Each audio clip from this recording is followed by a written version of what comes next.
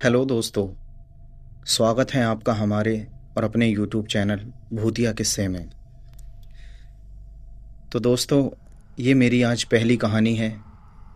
अगर इस कहानी में कोई गलती नज़र आए तो मुझे कमेंट करके ज़रूर बताएं, ताकि मैं उस गलती को अगली वीडियो में ज़्यादा से ज़्यादा सुधारने की कोशिश कर सकूं। तो चलो, आओ कहानी को शुरू करते हैं। कभी कभी कुछ पुरानी चीज़ें सिर्फ यादें नहीं होती। कुछ चीज़ें अपने साथ वो आत्माएं ले आती हैं कि जो सिर्फ देखी नहीं जाती बल्कि महसूस भी होती हैं। आज की कहानी एक ऐसे लड़के की है जिसे एक पुरानी डायरी मिली और उस दिन से उसकी ज़िंदगी कभी पहले जैसी नहीं रही। ये कहानी है एक पुरानी डायरी के राज की। कल्पना कीजिए, एक साधारण सी शाम है दिल्ली की। उस पुरानी जरर हवेली के सामने, जहां दीवारें इतनी पुरानी हो चुकी हैं कि लगता है जैसे वो किसी भूले हुए युग की गवाही दे रही हूं। हवा में सड़ांध की हल्की सी महक घुली हुई है और दूर कहीं से कुत्तों के भौंकने की आवाज़ें आ रही हैं, जो रात के अंधेरे को और भी गहरा बना देती हैं। अमित एक 25 साल का साधारण लड़का जो गांव से नौकरी की तलाश में शहर आया है। अपनी पुरानी बैग लिए हुए सीढ़ियां चढ़ रहा है। उसके कदमों की आहट खाली गलियारों में गूंज रही हैं, जैसे कोई अदृश्य आंखें उसे घूर रही हों। उस हवेली का मकान मालिक है रामलाल, एक झुकी कमर वाला बूढ़ा आदमी जिसकी आंखें हमेशा छायादार लगती हैं। रामलाल अमित को चाबी थमाते हुए धीमी आवाज में कहता है, बेटा, कमरा तो साफ सुथरा है, लेकिन पुरानी चीज़ों को मत छेड़ना। कभी कभी वे जो सोई हुई हैं वे जाग जाती हैं। अमित हंस पड़ता है, सोचता है कि बूढ़ों की ये कहानियां तो बस डराने के लिए होती हैं। वो कमरे में घुसता है तो देखता है कि एक छोटा सा कमरा है जहां दीवारों पर हल्के हल्के निशान हैं, जैसे कोई नाखूनों से खरोच मारता रहा हो। बिस्तर की चादरें पीली पड़ चुकी हैं और हवा में एक ठंडक है जो जुलाई की गर्मी में अजीब लगती है। सामान रखते रखते अमित की नज़र अलमारी पर पड़ती है। वो पुरानी लकड़ी की अलमारी जिसके दरवाजे टेढ़े मेढ़े हैं, जैसे वे किसी दर्द से कर्रा रहे हों। वो अलमारी को खोलता है और पीछे धूल की मोटी परत के नीचे एक चमड़े की बंधी हुई डायरी मिलती है। चमड़ा फटा हुआ था और किनारों पर कालिक जैसी निशानियां थीं और पन्ने पीले पड़ चुके थे। अब जब डायरी अमित को मिली तो अमित के दिल में एक उत्सुकता पैदा हो गई। अमित ने उत्सुकता से उस डायरी को उठाया तो उस डायरी पर से धूल उड़ती है जो उसकी नाक में घुस जाती है और एक पल के लिए उसे लगता है जैसे कोई सांस उसके कान के पास फुसफुसा रही हो। अमित डायरी को खोलता है तो उसके पहले पेज पर लिखा मिलता है, यह डायरी मेरी है, राजेश की, 15 जुलाई 1995। अमित सोचता है शायद किसी पुराने किराएदार की होगी। रात हो चुकी है, बाहर बारिश की बूंदें टपकने लगी हैं जो छत पर खटखट की आवाज़ें पैदा कर रही हैं। वो बिस्तर पर लेट जाता है, लाइट की पीली रोशनी में डायरी खोलता है और पढ़ना शुरू कर देता है। शब्द अंग्रेजी में हैं, लेकिन पुरानी स्याही से लिखे हुए, जैसे हर शब्द में कोई दर्द समाया हो।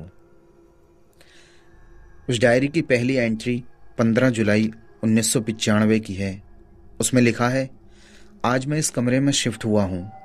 हवेली बाहर से डरावनी लगती है, दीवारें टूटी हुई, खिड़कियाँ काली जैसे कोई आंखें हों जो बंद हो चुकी हों। लेकिन किराया सस्ता है और नौकरी के लिए मजबूरी है। रात को सोते समय अजीब सी आवाज़ें सुनाई थीं, जो दीवारों में से आ रही थीं, खरोचने की, जैसे कोई लंबे नाखूनों से अंदर से बाहर निकलने की कोशिश कर रहा हो। मैंने कानों पर हाथ रख लिया, लेकिन आवाज़ें रुक नहीं रही थीं। मैंने सोचा शायद चूहे होंगे, लेकिन दिल में एक अजीब सी बेचैनी है, जैसे ये कमरा मुझे निगल जाना चाहता हो। अमित पढ़ते पढ़ते रुक जाता है। ठीक वैसे ही आवाज़ें तो पिछली रात उसे भी सुनाई दी थी, लेकिन वो हंसकर टाल देता है। यार, शायद कि संयोग होगा। डायरी को तकिए के नीचे रखकर वो सो जाता है, लेकिन नींद आते ही सपने आ जाते हैं, जो धुंधले लेकिन डरावने। एक लंबी गलियारा जहाँ छोर नहीं दिखता, और पीछे से कदमों की आहट। वो भागता है, लेकिन कदम तेज नहीं होते। अचानक एक ठंडी सांस उसके गले पर लगती है और वो जाग जाता है और बिल्कुल पसीने से तर मिलता है। कमरा वैसा ही है, लेकिन हवा में कुछ बदला हुआ लगता है, जैसे कोई तीसरा व्यक्ति सांस ले रहा है। अगली सुबह अमित काम पर जाता है। एक छोटी सी आईटी कंपनी, जहां कंप्यूटर की स्क्रीन पर कोड की लाइनें चल रही हैं, लेकिन मन डायरी पर अटका रहता है। शाम को लौटते समय रास्ता अंधेरा लगता है। सड़क के किनारे झाड़ियां हिल रही हैं, जैसे कोई छिपा हो। घर पहुंचकर वो डायरी फिर खोलता है। कमरा अब पहले से ठंडा लगता है। बाहर 35 डिग्री, लेकिन यहाँ बर्फीली हवा। पर्दे हल्के से हिल रहे हैं, बिना हवा के। दूसरी एंट्री हुई 16 जुलाई 1995। उसके नीचे लिखा था, सुबह उठा तो शरीर में कपकपी थी। कमरे में ठंडक ऐसी कि लगता था सर्दियों का मौसम आ गया हो। मैंने हीटर चेक किया, लेकिन वो ठीक था। बाहर धूप चमक रही थी, लेकिन यहाँ अंदर दीवारें पसीना बहा रही थी। नहीं, वो पसीना नहीं था। शाम को अलमारी से कुछ गिरने की आवाज़ आई। मैंने खोला, लेकिन अंदर खाली, सिर्फ धूल। रात को सपना आया तो एक औरत, लंबे काले बाल, सफ़ेद साड़ी में लिपटी, खिड़की के पास खड़ी थी। वो मुड़ी और उसकी आंखें वे खाली थीं, जैसे गड्ढे। वो मुझे घूर रही थीं, बिना पलक झपकाए। मैं चीखा, लेकिन सपने में आवाज़ नहीं निकली। जागा तो मुंह सूखा हुआ और गले में खराश। अमित का चेहरा पीला पड़ जाता है कि पिछली रात का सपना तो बिल्कुल वैसा ही था। वो डायरी को बंद करने की कोशिश करता है, लेकिन हाथ कांप रहे हैं। अलमारी की ओर देखता है, वहाँ कुछ हिल रहा है। नहीं, सिर्फ परछाई। लेकिन रात को जब लाइट बुझती है तो अलमारी से फिर खटखट की आवाज़ आती है। अमित उठता है, टॉर्च जलाता है। लाइट की किरण दीवारों पर नाचती है और एक पल के लिए अलमारी के दरवाजे पर एक हाथ का निशान दिखता है। उस निशान में 5 उंगलियां, लेकिन नाखून लंबे काले। वो सांस रोक लेता है, लेकिन जब दोबारा देखता है तो कुछ नहीं, सिर्फ धूल दिखती है। वो बिस्तर पर लेटता है, लेकिन नींद नहीं आती।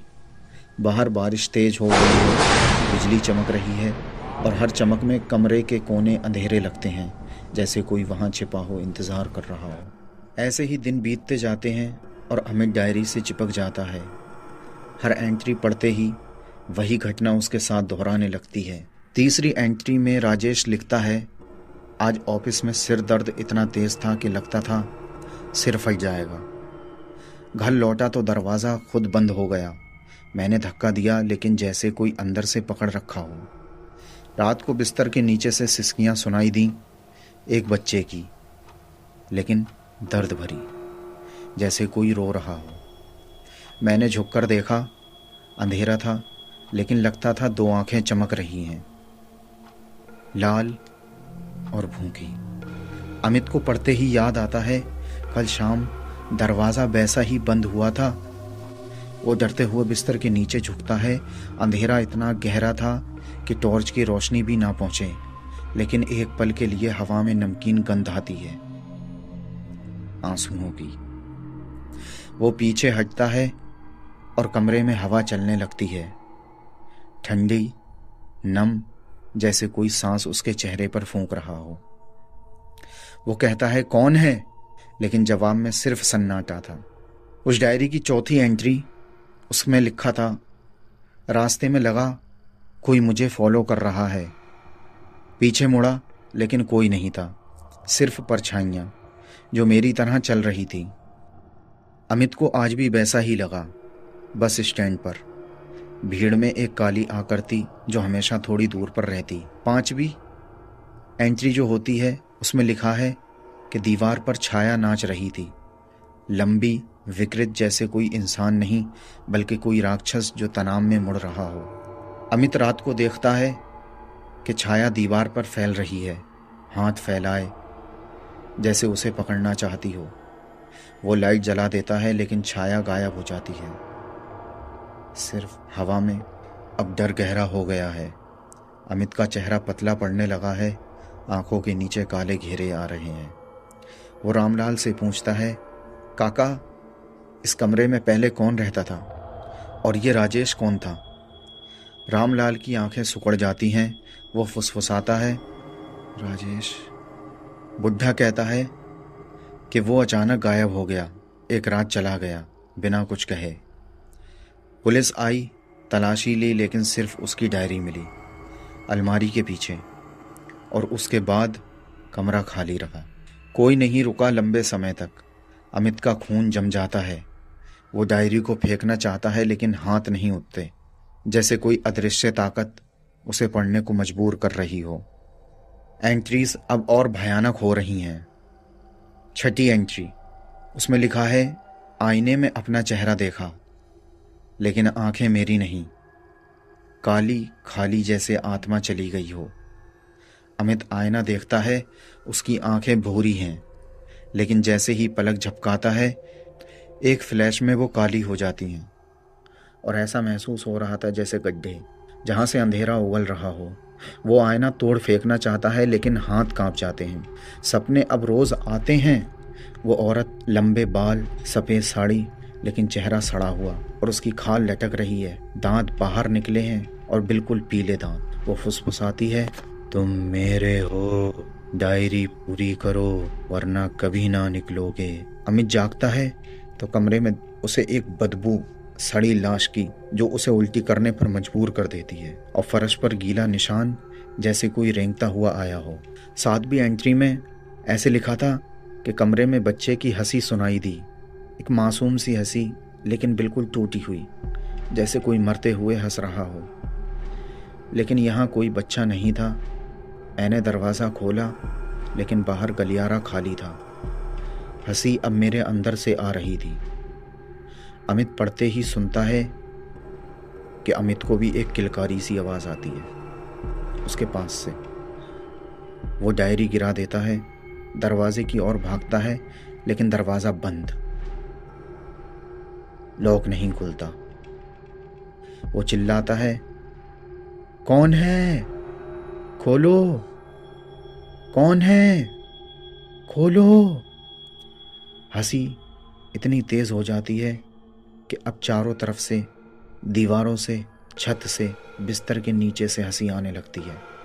वो घुटनों पर बैठ जाता है और अपना सिर पकड़ लेता है। हंसी धीरे धीरे सिसकियों में बदल जाती है और फिर चीखों में। अमित के कानों से खून निकलने लगता है। नहीं, वो खून नहीं, बल्कि कुछ काला सा और चिपचिपा पदार्थ जैसा कुछ था। अब डायरी की आखिरी एंट्रीज बाकी है। राजेश लिखता है, ये डायरी शापित है, जो लिखा वही होता है, जैसे कोई पुरानी आत्मा इसमें फंस गई हो और नया शरीर ढूंढ रही हो। आखिरी पेज खाली है, शायद मौत का इंतज़ार। मैं लिख नहीं पा रहा, हाथ खुद चलने लगे हैं। अमित पेज पलटता है, आखिरी पेज वो खाली था, लेकिन रात को जब घड़ी के कांटे 3 बजे को छूते हैं और जो भूत का समय आता है, कमरा अंधेरा हो जाता है। लाइट बुझ जाती है, मोबाइल की बैटरी डेड हो जाती है। अमित टटोलता है तो उसे डायरी मिलती है। वो रोशनी में पढ़ने की कोशिश करता है, लेकिन अंधेरा इतना गहरा था कि शब्द कूदकर बाहर आ रहे लगते हैं। दीवार पर छाया अब और ज़्यादा साफ दिखने लगा था। एक आकृति, लंबी, झुकी हुई। वो करीब आती है, हाथ फैलाए। अमित पीछे हटता है, लेकिन दीवार पीठ पर लग जाती है। छाया छू लेती है और उसे ऐसा महसूस होता है जैसे ठंडी, नम, जैसे बर्फ का पंजा हो। फिर वो प्रकट होती है, औरत, असली में। सफ़ेद साड़ी, खून से सनी, बाल चेहरे पर लिपटे, लेकिन चेहरा, ओहो, बस वो चेहरा ऐसा था कि उसकी आंखें गड्ढे जहाँ से काले कीड़े रेंग रहे थे। मुंह खुला, दांत टूटे, जीभ बाहर लटकती, और काली, इतनी बदबू इतनी तेज थी कि अमित की आंखें जलने लगी हैं। वो फुसफुसाती है, आवाज़ हवा में गूंजती है, तुम मेरे हो। राजेश था, अब तुम हो। डायरी पूरी करो, लिखो अपनी मौत। अमित चीखना चाहता है, लेकिन गला दब गया। उसके हाथ में कलम आ जाती है, एक पुरानी कलम, जंग लगी। हाथ खुद चलने लगते हैं, स्याही काली, खून जैसी। वो लिखता है, आज रात वो आई, उसके पंजे मेरी त्वचा में धंस गए। दर्द बहुत ज़्यादा था। अब मैं जा रहा हूँ हवेली के अंदर, हमेशा के लिए। अलमारी के पीछे इंतज़ार करूँगा अगले को। जैसे ही आखिरी शब्द लिखा जाता है, अमित का शरीर सुन्न हो जाता है और एक ठंड फैलती है पैरों से धीरे धीरे पूरे शरीर में। औरत बहुत तेज़ हंसती है, हा हा हा हा हा, हंसी जो हड्डियों को चीर देती है। कमरा घूमने लगता है, दीवारें सिकुड़ती हैं जैसे निगल रही हूँ। अमित की आंखें खुली रह जाती हैं, लेकिन आत्मा, वो उड़ जाती है। सुबह जब रामलाल दरवाज़ा तोड़ता है तो देखता है कि कमरा तो खाली है, सिर्फ डायरी अलमारी के पीछे, आखिरी पेज भरा, हवा में बदबू, और कोने में हल्की सी हंसी इंतज़ार कर रही है अगले किराएदार का।